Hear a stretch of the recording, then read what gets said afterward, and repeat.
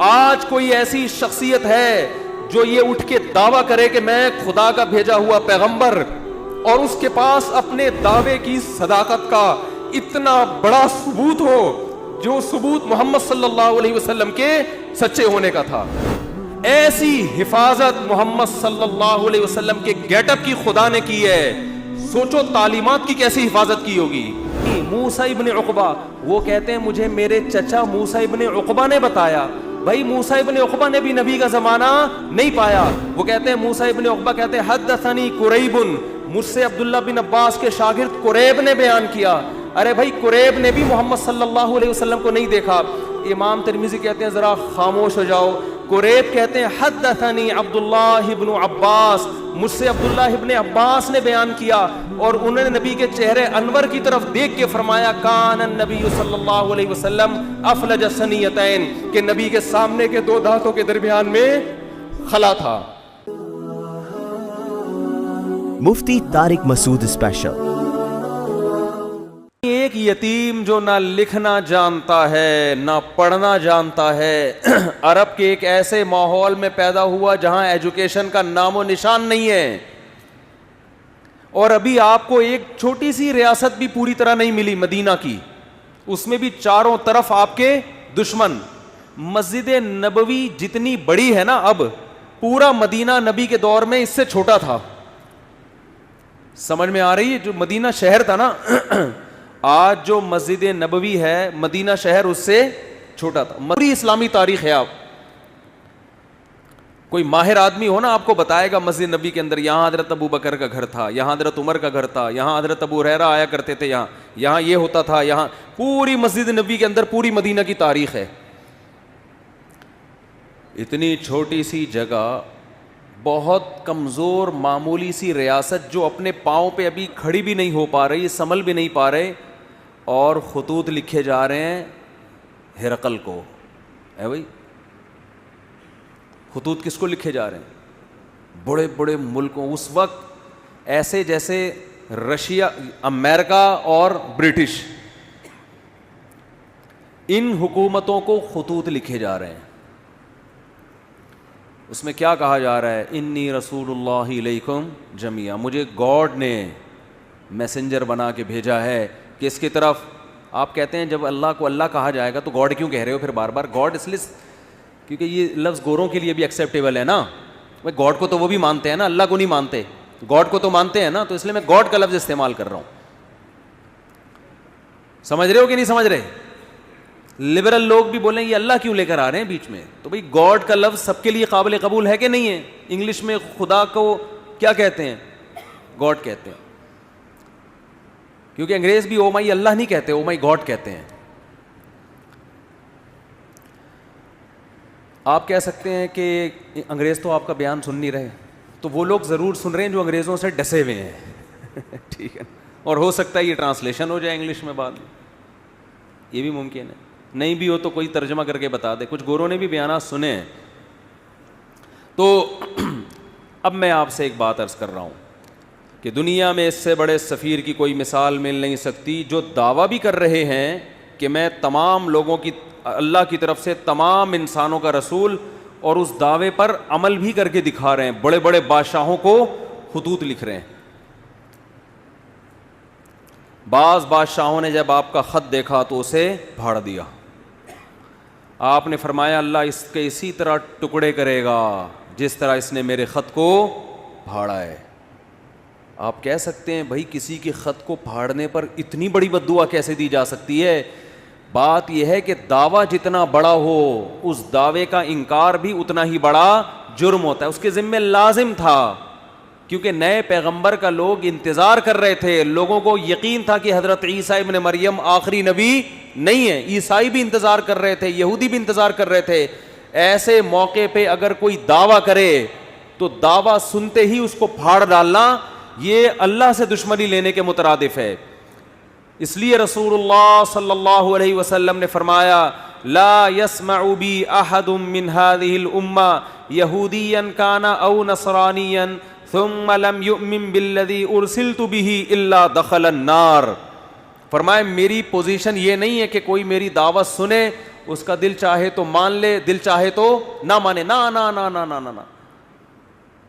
میری حیثیت یہ ہے کہ اس امت میں کوئی یہودی عیسائی میرے بارے میں سنے اور پھر تحقیق کر کے مجھ پر ایمان نہ لے کر آیا تو اس کا ٹھکانہ جہنم کی آگ ہے. اس نے اس کو ویلیو کیوں نہیں دی؟ بالکل اس کی مثال ایسے جیسے کلاس روک کر ایک شخص کہہ رہا ہے مجھے پرنسپل نے بھیجا ہے, اور ٹیچر اس کی بات کو لفٹ کرانے کے لیے تیار نہیں ہے, تو آپ کیا سمجھتے ہیں پرنسپل چھوڑ دے گا اس کو؟ اور وہ کہہ بھی رہا ہے کہ میں سب پوری کلاس کے لیے پیغام لے کر آیا ہوں, اور پیغام بھی بہت اہم ہے. آج لبرل لوگ اعتراض کرتے ہیں نا, یہ کیا بات ہے محمد صلی اللہ علیہ وسلم پر کوئی ایمان نہ لے کر آئے تو جہنم میں جائے گا. اتنی سی باتوں پہ جہنم ہے بھائی, اتنی سی باتوں پہ. یعنی وہ کہتے ہیں نا یہ لوگ ذرا سی بات پہ کہاں پھینک رہے ہوتے ہیں جہنم میں ڈال. بھائی اتنی سی بات ہے نہیں, کیونکہ دعویٰ یہ کہ مجھے خدا نے بھیجا ہے. اب آپ کے ذمے ہے کہ آپ تحقیق کرو کہ یہ اپنے دعوے میں جھوٹے ہیں یا سچے. آپ اس کان سے سن کے اس کان سے نکالنے کا آپشن آپ کے پاس ختم ہو گیا. ابھی آپشن نہیں ہے آپ کے پاس کہ ادھر سے سنیں اور ادھر سے نکال دیں گے یار یہ مسلمانوں کے مذہبی معاملات ہیں, چھوڑو. آپ کہہ سکتے ہیں کہ کیا دلیل ہے آپ کے پاس کہ محمد ابن عبداللہ صلی اللہ علیہ وسلم اس دعوے میں سچے تھے؟ کیا دلیل ہے آپ کے پاس؟ ہم کہتے ہیں 1400 سال پہلے جو آپ کی نبوت کے برحق ہونے کے دلائل تھے وہ تو تھے, وہ لوگوں نے اپنی آنکھوں سے دیکھے. 1400 سال کے بعد جو آپ کے برحق ہونے کے دلائل ہیں وہ پہلے سے بھی زیادہ ہیں, وہ اس سے بھی زیادہ ہیں. اگر خدا محمد صلی اللہ علیہ وسلم کو میسنجر بنا کے بھیجتا اور یہ نہ کہتا کہ یہ آخری پیغمبر ہیں, تو خدا کے ذمے محمد صلی اللہ علیہ وسلم کی تعلیمات کی حفاظت بولو نہیں تھی. کیا خیال ہے؟ اللہ کہہ دیتا کہ ان کی تعلیمات جب مسخ ہوں گی تو میں دوسرا پیغمبر بھیج دوں گا. خدا نے محمد ابن عبداللہ صلی اللہ علیہ وسلم کے بارے میں 2 دعوے کیے, یہ میرے میسنجر ہیں اور لاسٹ میسنجر, ان کے بعد کوئی نبی نہیں ہے, کیونکہ ساری دنیا کے سارے انسانوں کے لیے. اس دعوے میں اللہ نے ایک اور دعویٰ کر دیا کہ ان کی تعلیمات کو میں قیامت تک کے لیے محفوظ کر دوں گا. ان کی تعلیمات قیامت تک کے لیے, بولو نا کیا ہو گیا بھائی؟ وہاں میں پشاور میں بیان کر رہا تھا, ایسا بول رہے تھے لوگ یار, چپ کرانا. سرگودا میں بیان ہوا, چپ کرانا مشکل ہو گیا, لوگ چپ ہی نہیں ہو رہے تھے. وہاں کہنا پڑ رہا تھا مجھے بھی بولنے دو گے کہ نہیں دو گے بولنے. پنجاب لسی پائے, کراچی میں چائے, چائے کے اثرات ہیں. سوچتا بہت ہے آدمی, چائے پی کے بولتا نہیں ہے, سوچتا رہے. جہاں بولنے کا موقع ہوتا ہے وہاں بھی کیا کر رہا ہوتا ہے؟ سوچ رہا ہوتا ہے. ابھی اتنی اچھی صحت رہی ہے نا, میرا 2 ہفتے کا دورہ ہوا کے پی کے پنجاب, ایسے ایک چھینک بھی نہیں آئی. پھر کراچی اتر کے چھینکیں شروع. تو اللہ کے ذمے تھا کہ محمد صلی اللہ علیہ وسلم کی تعلیمات کی حفاظت کرتے. یہ حفاظت خود اس کی دلیل ہے کہ محمد صلی اللہ علیہ وسلم لاسٹ میسنجر آف گاڈ ہیں, ورنہ کسی یتیم جو نہ لکھنا جانتا ہو نہ پڑھنا جانتا ہو, اس کی تعلیمات کی اللہ کی قسم اسباب کی دنیا میں ایسی حفاظت کا انتظام اس زمانے میں تو ممکن ہی نہیں تھا, ناممکن. اور اس زمانے میں بھی اتنا پروٹوکول ملنا کسی کو ممکن نہیں ہے. ہمارے نبی صلی اللہ علیہ وسلم کی جو سیرت ہے اس کے 2 پہلو ہیں, خوب غور سے سنیں. 2 پہلو ہیں آپ کی سیرت کے. ایک پہلو وہ ہے جس میں آپ خدا کی طرف سے کوئی میسج دے رہے ہیں کہ یہ الاؤڈ ہے اور یہ ناٹ الاؤڈ. خدا ان کاموں سے خوش ہوتا ہے اور ان کاموں سے ناراض ہوتا ہے کہنے میں کیا جا رہا ہے؟ خدا ان کاموں سے خوش ہوتا ہے اور ان کاموں سے ناراض. جب کوئی کہے بولو تو خدا نہ بولنے سے ناراض ہوتا ہے, یہ بھی ایک ہے نا. ان کاموں سے اللہ خوش ہوگا اور ان کاموں سے اللہ ناراض ہوگا. اللہ تعالیٰ نے محمد صلی اللہ علیہ وسلم کو اپنا سفیر بنایا اور یہ بھی دعویٰ کیا کہ یہ آخری نبی ہیں, اور یہ بھی دعویٰ کیا, اسی میں یہ خود بخود دعویٰ ہو گیا کہ ان کی تعلیمات قیامت تک کے لیے محفوظ کر دوں گا, جبکہ اس زمانے میں محفوظ کرنے کا کوئی انتظام, ایسا پراپر انتظام نہیں تھا جو بعد میں لوگوں میں ایجاد ہوا ہے. تو لکھنے والے چند گنے چنے لوگ تھے, لکھتے بھی چمڑوں پہ اور کاغذوں پہ, جس کے گمنے کا بہت امکان, تحریف کا بہت امکان, مگر ایسا انتظام کیا کہ میں آپ سے عرض کر رہا تھا محمد صلی اللہ علیہ وسلم کی تعلیمات دو قسم کی ہیں. جلدی سے بات کو سمیٹ رہا ہوں میں. ایک وہ تعلیمات جو اصل ہیں, جس کے لیے آپ صلی اللہ علیہ وسلم کو بھیجا گیا, حکم دیا گیا کہ آپ بتا دیں کہ ان باتوں سے خدا خوش ہوتا ہے اور ان باتوں سے خدا ناراض ہوتا ہے. یہ اصل ہے جس کے لیے آپ کو بھیجا گیا. اور سیرت کا ایک پہلو وہ ہے جس کا جو اصل نہیں ہے, اس کا تعلق آپ کی ذاتیات سے ہے. کوئی سفیر جب آپ کے پاس آتا ہے پیغام لے کر, تو آپ کو دلچسپی ہوتی ہے کہ اس کا گیٹ اپ کیسا تھا. کوئی بھی جو بھی مشہور شخصیات ہوتی ہیں نا, لوگ ان کو دیکھنا چاہتے ہیں, ان کے بارے میں پوچھتے ہیں. میں جب تک ویڈیو پہ نہیں آتا تھا لوگ پوچھتے تھے کیسے ہیں بھائی مفتی صاحب, موٹے ہیں, پتلے ہیں, لمبے ہیں, ٹھگنے ہیں, کیا ہیں, لوگ پوچھتے تھے میرے بارے میں. ہم شکر ہے اس وقت ویڈیو نہیں بناتے تھے کیونکہ ہم بہت باریک تھے, آواز جاندار رکھی ہوئی تھی, باڈی باریک. تو لوگ مجھے کہتے تھے جیسی آپ کی آواز ہے آپ خود بھی ویسے ہی ہیں. میں کہتا نہیں, تسمع بالمعید خیر من ان تراہ, مجھے دیکھنے سے بہتر ہے سننے پر اکتفا کرو. تو شکر ہے 2013 میں حج کر کے آیا تو کچھ گزارا ہو گیا. تو انسان کو جس سے محبت ہوتی ہے اس کے گیٹ اپ کو بھی جاننے کی کوشش بولو کرتا ہے. ہمارے نبی صلی اللہ علیہ وسلم کا گیٹ اپ کیسا تھا, اس کا براہ راست اسلام سے کوئی تعلق نہیں ہے. اس مقصد کے لیے اللہ نے بھیجا نہیں ہے.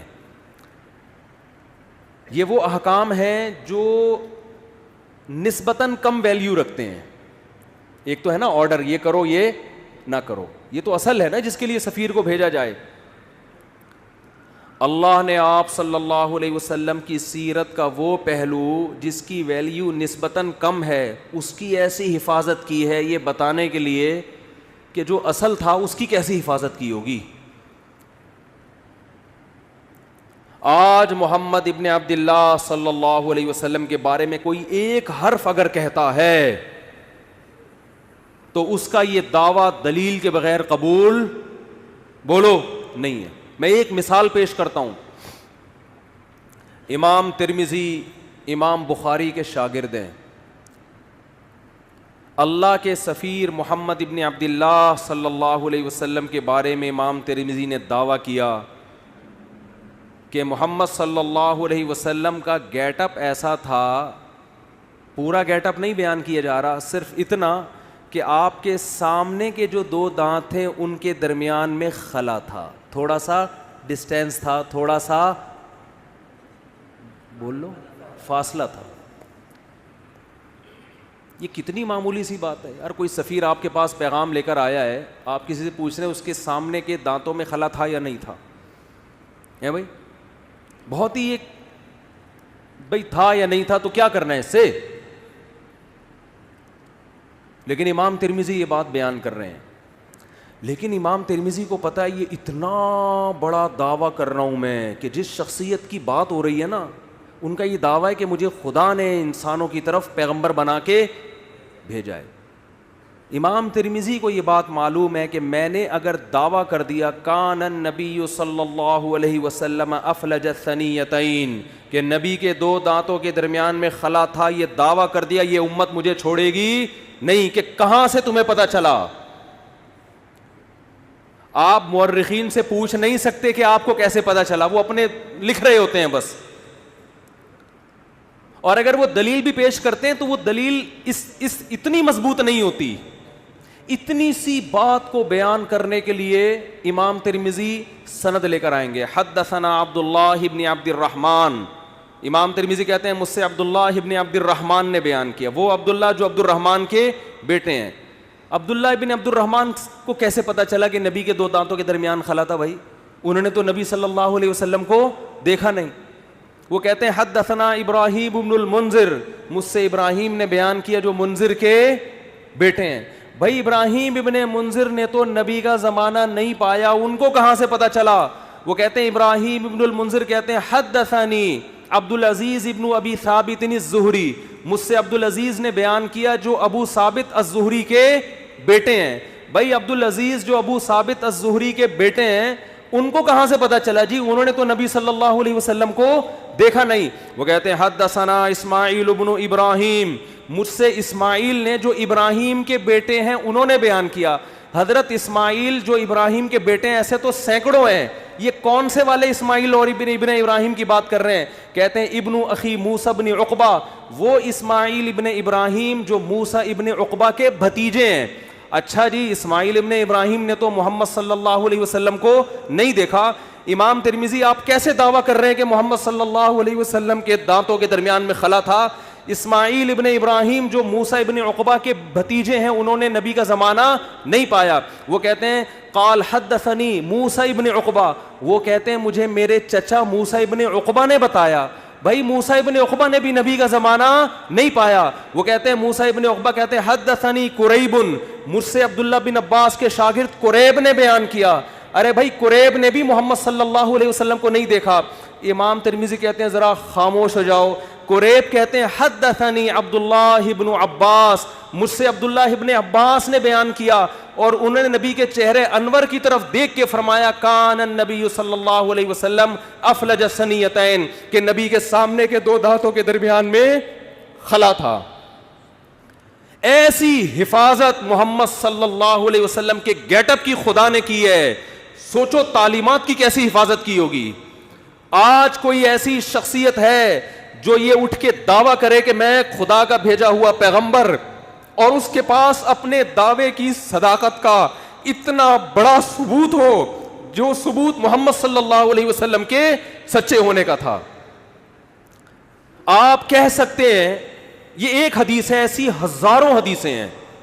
ایک بات بھی اگر آپ محمد صلی اللہ علیہ وسلم کی طرف منسوب کرتے ہو سند کے بغیر امت اس کو قبول بولو نہیں کرتی. اور سند بھی کیسی خاندانی. آپ کہہ سکتے ہو امام ترمذی سے کہ حضرت آپ کہتے ہیں مجھ سے عبداللہ ابن عبد الرحمن نے بیان کیا, ہو سکتا ہے یہ بندہ بھی آپ نے خود ہی گڑھ لیا ہو. بھئی کہنے پر گورنمنٹ کی طرف سے کوئی پابندی ہے؟ بولو آپ کو مجھ سے فلاں نے بیان کیا, اگلے کو کیا پتا فلاں کون ہے؟ آپ اسماء الرجال کی کتابوں میں جاؤ گے, جی عبداللہ ابن عبد الرحمن کون ہے؟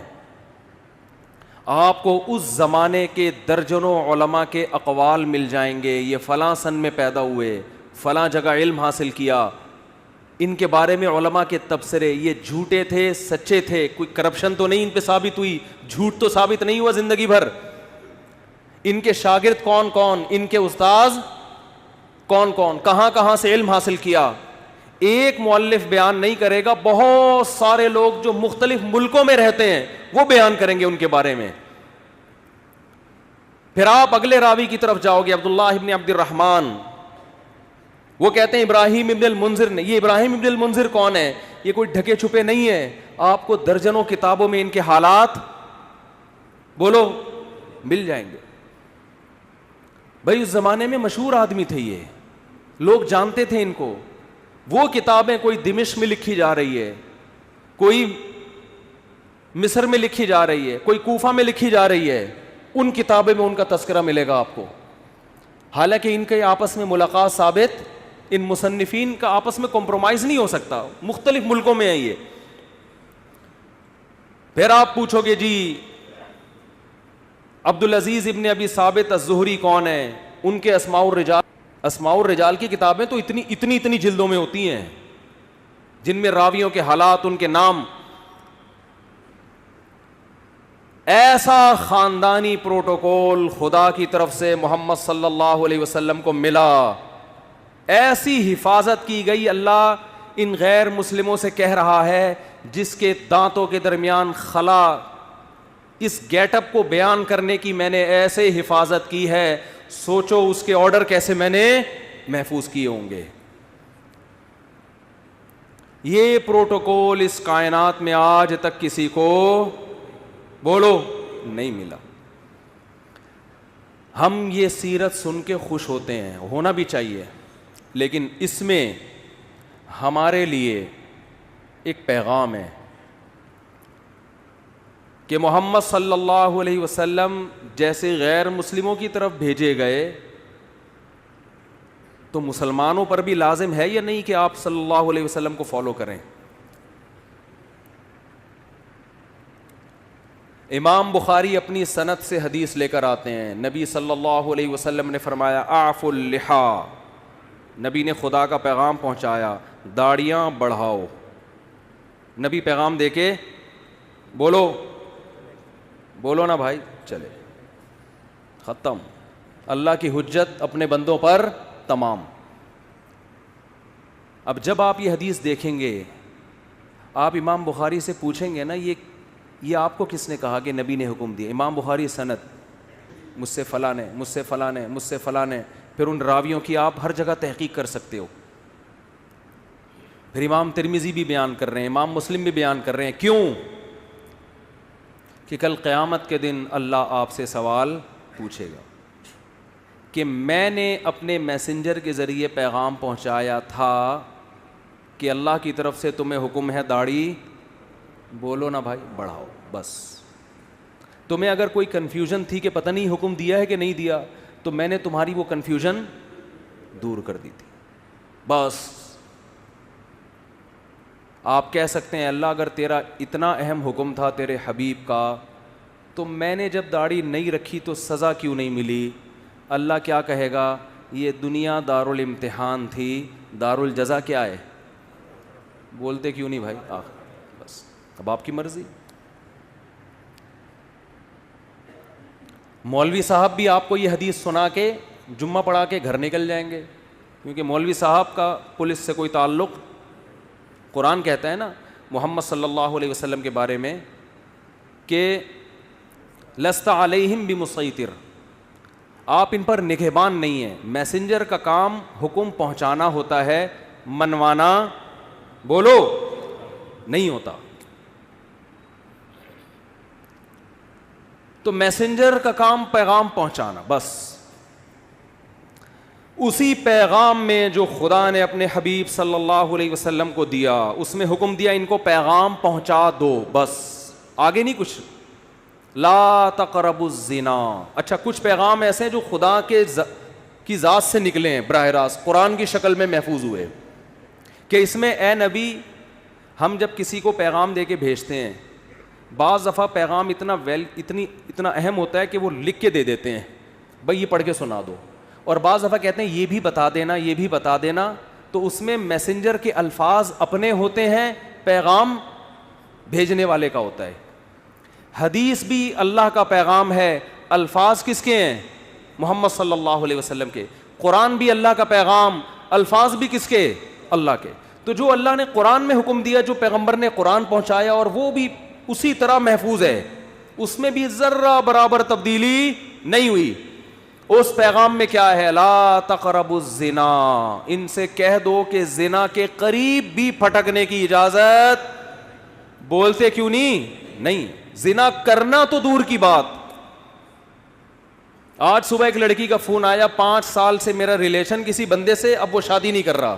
میں نے کہا بالکل ٹھیک کر رہا ہے, وہ حرام کاروں کے لیے یہی ہونا چاہیے. جب اس نے حرام مزے لے لیے تو وہ کیوں بیوی بنائے گا بھائی؟ کیوں بیوی بنائے گا وہ؟ اس کو حرام چسکے لگ گئے نا. رو رہی ہے, اس کو منع. میں نے کہا میں کیوں سمجھاؤں اس کو؟ خدا نے مرد اور عورت کو نکاح کے علاوہ کسی بھی راستے سے قریب جانے کی اجازت بولو نہیں دی ہے. محمد صلی اللہ علیہ وسلم جو گاڈ کا پیغام لے کر آئے. دیکھو غیر مسلم زنا کر سکتا ہے, کرے, وہ کہہ رہا ہے میں نہیں مانتا محمد صلی اللہ علیہ وسلم کو, اس پہ خدا خود ہی نمٹ لے گا قیامت کے دن. مسلمان کے پاس نبی کے حکم کے سامنے نو کا آپشن نہیں ہے.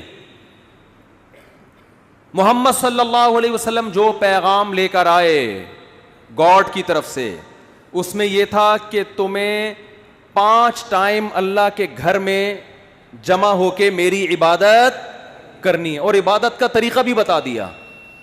اس میں فجر کی نماز بھی, ظہر کی نماز بھی, عصر بھی, مغرب بھی اور عشاء بھی.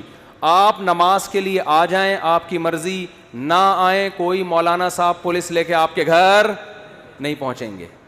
اس سے اس خوش فہمی میں نہ رہیں کہ نماز آپشنل ہے. نہ نہ نہ نہ نہ, اللہ نے محمد صلی اللہ علیہ وسلم کو اپنا سفیر بنایا اور آپ کی نبوت پہ سینکڑوں دلائل قائم کر کے بتا دیے کہ تمہارے اوپر میری حجت تمام ہو چکی ہے, تم آؤ نہ آؤ تمہاری مرضی. کل قیامت کے دن جب میں انتقام لوں گا تو تم یہ نہیں کہہ سکو گے کہ اللہ معاذ اللہ نقل کفر, محمد صلی اللہ علیہ وسلم کی نبوت صحیح نہیں تھی, یا اللہ مجھے یقین نہیں تھا کہ محمد صلی اللہ علیہ وسلم نے 5 نمازوں کا حکم دیا بھی ہے کہ نہیں دیا. تو یہ حجت اللہ کی بندوں پہ تمام ہو چکی ہے. اللہ نے محمد صلی اللہ علیہ وسلم پر جو کلام نازل کر کے ہم تک پہنچایا, اور محمد صلی اللہ علیہ وسلم کے ذریعے جو بندوں کو اپنا میسج پہنچایا, اس میسج میں شراب لیگل ہے یا انلیگل ہے؟ بولو, انلیگل ہے. آپ کو شراب کے قریب جانے کی اجازت نہیں ہے. خدا نے جو اپنا پیغام محمد صلی اللہ علیہ وسلم کے ذریعے ہم تک پہنچایا, اور پوری سندوں کے ساتھ, اور قرآن تو سند کا محتاج ہی نہیں ہے, اس قرآن میں ہمیں حکم دیا گیا کہ بہن کی وراثت آپ کو کھانے کی اجازت. بولتے کیوں نہیں؟ بعض گاؤں دیہاتوں میں بیان کرتا ہوں نا, لوگ بڑے خوش ہو رہے ہوتے ہیں, جہاں بہن کی وراثت کی بات ہے میں دیکھ رہا ہوتا ہوں لوگوں کے چہرے کی ہوائیاں اڑ گئی. ایک نعرہ آتا ہے ماشاء اللہ ماشاء اللہ, لگ رہا ہوتا ہے اس کے ابا بھی مرے ہی نہیں ہیں. بہت سے دیہاتی علاقوں میں پوری زمینیں کھا جاتے ہیں, بہنوں کو بولو نہیں دے. ہمارے نبی نے جو ہمیں پیغام پہنچایا نا خدا کا, اس پیغام میں یہ بھی ہے کہ باپ کے مرنے کے بعد بڑا بھائی چھوٹے بھائی کی وراثت, بولو نا, نہیں کھا سکتا, اور باپ کے کاروبار پہ قبضہ نہیں کر سکتا, چاہے وہ باپ کی زندگی میں وہ کاروبار خود ہی چلا رہا ہو. یہ غریبی ہے. ابا کی زندگی میں جو آپ جو ابا کے کاروبار کو پروموٹ کرتے ہو, یہ ابا کی خدمت کہلائے گی. اس کی وجہ سے آپ کی کاروبار میں شرکت نہیں ہوگی. وراثت میں سب کو دینا پڑے گا. آپ یہ نہیں کہہ سکتے میں نے یہ گٹکے کی دکان کو یہاں تک پہنچایا ہے, تو اپنی دکان پہنچاتے ہیں نا, ابا کی پہنچاؤ گے تو ابا کا کاروبار بڑھ رہا ہے, اس میں ثواب ملے گا. آپ لوگ آتے ہیں کہ ایک صاحب کہنے لگے میں نے ابا کے کاروبار کو یہاں سے اٹھا کے وہاں پہنچایا, مجھے ابا کے بعد کیا ملے گا؟ میں نے کہا ثواب ملے گا, اس پہ آپ بہت زیادہ ملے گا سب. کیوں نہیں صرف ثواب؟ میں نے کہا بہت زیادہ ثواب ملے گا, اس کے علاوہ کچھ بھی نہیں ملے گا. یہ ابا کا بزنس ہے بھائی. ابا کی گائے آپ خدمت کر کے ختم. یہ جمعے کے بعد اعلان کروں گا. ابا کی گائے کی خدمت کر کے اس کے 2 بچے ہو گئے گائے کے. تو یہ کس کے بچے کہلائیں گے؟ گائے کے بچے. اور گائے کس کی ہے؟ ابا کی. تو ابا کے ہی ہوں گے نا, آپ کے تھوڑی ہو جائیں گے. یہ بڑھوتری جب ہوتی ہے تو جس کی چیز ہو اسی میں بڑھوتری ہوگی نا. آپ وسیم بھائی کو کھلا کے آپ نے ڈبل کر دیا وسیم بھائی, تو وہ وسیم بھائی آدھے آپ کے تھوڑی ہو جائیں گے کہ جی میرے کھلائے ہوئے کی وجہ سے ڈبل ہو گئے, لہذا آدھے میرے آدھے آپ اپنے ہیں. بھائی جس چیز میں گروتھ ہوتی ہے تو وہ وہی چیز کہلاتی ہے. سمجھتے ہو؟ سمجھتے سب ہیں. ہاں ایک صاحب, کیا کریں یار, مثالیں اتنی ہیں, چھوڑو وقت بھی پورا ہو گیا ہے. تو بھائی یہ جو خدا کے پیغامات ہم تک آئے ہیں نا, اللہ کے پیغامات, ان پیغامات میں کچھ تو آپشنل ہیں, کچھ تو اللہ نے خود ہی اختیار دے دیا. تہجد پڑھو, نہیں پڑھو ٹھیک ہے, پڑھ لو گے اچھی بات ہے, نہیں پڑھو تو ضروری نہیں. اشراق پڑھ لو اچھی بات ہے, نہیں پڑھو تو کچھ غریبیاں بھی رکھی ہیں اللہ نے, وہ تمہاری مرضی. لیکن کچھ ایسے ہیں جس میں جو حلال و حرام سے جن کا تعلق ہے. داڑھی رکھنا ضروری ہے, اور بہنوں کی وراثت ان کے حوالے کرنا ضروری ہے. بڑے بھائی کے لیے چھوٹے یتیم بچوں کا مال بلکہ جو حمل ہے نا ماں کے پیٹ میں, اس کا بھی وراثت میں اتنا ہی حصہ ہے جتنا زندوں کا اور بڑوں کا حصہ ہے. ایک دن کے حمل کا وہی حصہ ہے جو بال بچوں والے آدمی کا حصہ ہے. اس حمل کو بھی ماں کو گرانے کی اجازت نہیں ہے. تو یہ خدا کے احکامات ہیں جن میں اللہ نے 2 اور 2 4 کی طرح اپنے دین کو واضح کر دیا ہے. اور اللہ فرماتے ہیں وَلَا تَحْسَبَنَّ اللَّهَ غَافِلًا عَمَّا يَعْمَلُ الظَّالِمُونَ, ظالم جو کچھ کر رہا ہے اللہ کو اس سے غافل نہ سمجھو, کیونکہ یہ دنیا دار الامتحان ہے, دار الجزا نہیں ہے. جزا آخرت میں ہوگی. اللہ مجھے بھی محمد صلی اللہ علیہ وسلم پر حقیقی ایمان نصیب کرے, آپ صلی اللہ علیہ وسلم سے محبت نصیب کرے, اور اللہ ہمیں آپ صلی اللہ علیہ وسلم کی تعلیمات کو